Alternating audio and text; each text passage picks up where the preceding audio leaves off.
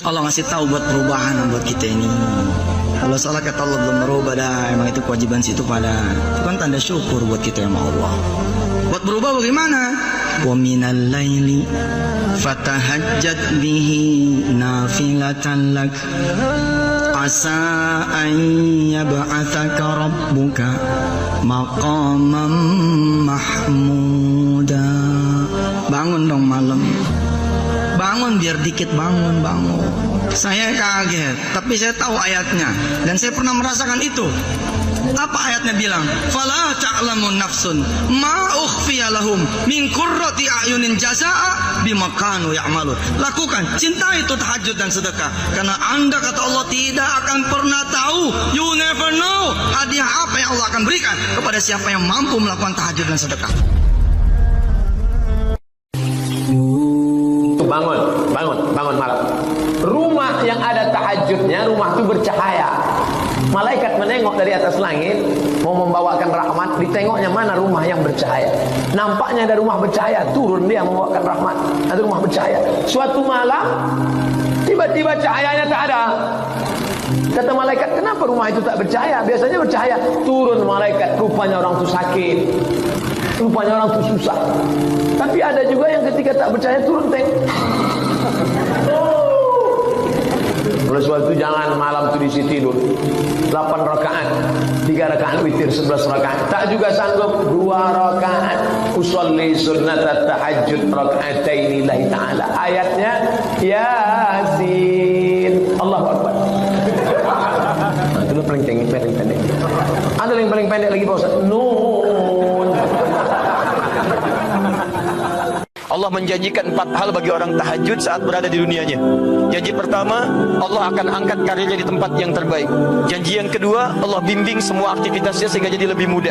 Janji yang ketiga, Allah bimbing setiap dia punya masalah supaya mendapatkan solusi terbaik mengatasi persoalannya. Janji yang keempat, Allah akan lindungi dia ketika dalam aktivitas kehidupannya ada orang-orang yang ingin mencelakai atau menjahilinya. 4 janji utama. Di akhirat, para pelaku tahajud yang rutin tahajud dijanjikan oleh Allah akan memasuki surga, dan tempat surganya di taman surga. Anda tinggal di komplek dekat taman, enak kan keadaannya? Anda tinggal di surga, di taman surga, dekat dengan taman surganya. Bagaimana keindahannya? Maka para pelaku tahajud oleh Allah diberikan apresiasi luar biasa saat di akhirat nanti. Jadi di dunia dia dapatkan 4 kemuliaan, di akhirat paling minimal dia mendapatkan anugerah tinggal di taman surga. Dan hebatnya saat dalam hisab, orang-orang ini akan dipanggil-panggil oleh pintu amalannya.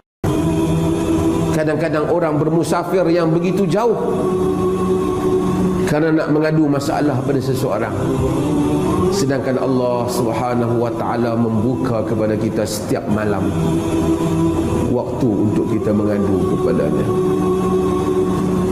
Seolah-olah kita kadang-kadang kalau bisnes kena jumpa orang ni, kalau bab ni jumpa orang ni. Cakap dengan Allah, beritahu Allah, ya Allah, ya Hayy, ya Qayyum, ya Rabbi, ya Razzaq, ya Dzal Quwwatil Matin.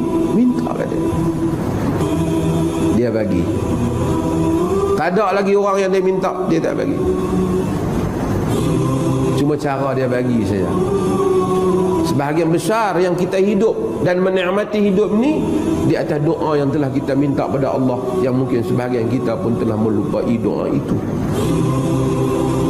ataupun telah Allah jelmakan di dalam bentuk yang berbagai-bagai. Bila satu orang tu bangun awal, berwudu, kemudian tahajud, semayang kurang-kurangnya 2 rakaat, kemudian dia semayang witir, kemudian dia bersiap, kemudian dia ke masjid berjamaah, kemudian 2 rakaat sebelum subuh, kemudian dia semayang subuh, kemudian dia sedikit membaca wirid-wirid Nabi SAW. Mungkin ada urusan, kalau tak ada urusan dia panjangkan lagi dengan azkar waktu subuh. Masya Allah, apakah lagi nikmat kepada sebuah kehidupan? Dengan dada yang tenang, jiwa yang lapang. Orang habaq macam-macam, kita dah habaq dah, kita dah pergi mengadu dah. Bukan kat bos, bukan kat ketua pejabat, bukan kat menteri, bukan kat sultan, raja, maharaja, presiden. Kita mengadu kepada yang menciptakan langit dan bumi, yang kita selalu sebut alhamdulillahi rabbil alamin.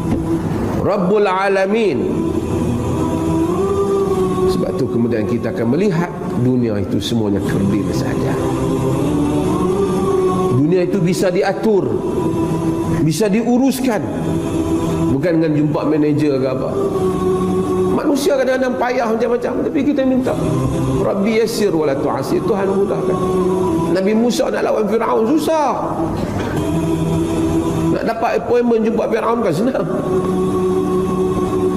Rabbi shrah li sadri wa yassir li amri wahlul 'uqdatan min lisani yafqahu qawli. Rabbi shrah li sadri, wahai Tuhan lapangkan dadaku, wa yassir li amri, mudahkan urusanku. Berapa banyak hayat telah kita bazirkan dengan meninggalkan waktu malam daripada berdoa kepada Allah. Kemudian tercari-cari ingin mengadu pada fulan nak jumpa orang ni. Tak apalah, bolehlah. Nama kata nak sembang. Manusia kadang-kadang dia stres, dia tak tahu nak mengadu kat siapa. Allah buka waktu sepanjang masa mengadu padanya, dan jadikan kelebihan pada waktu tahajud untuk mengadu pada dia. Mengadu pada orang, manusia ni lemah. Buat appointment dengan dia, apa tu tak boleh nak jumpa pula. Ada masalah lain, dia nak kena pergi mesyuarat ke apa. Nak main kuliah Masjid Awi pun duk miss.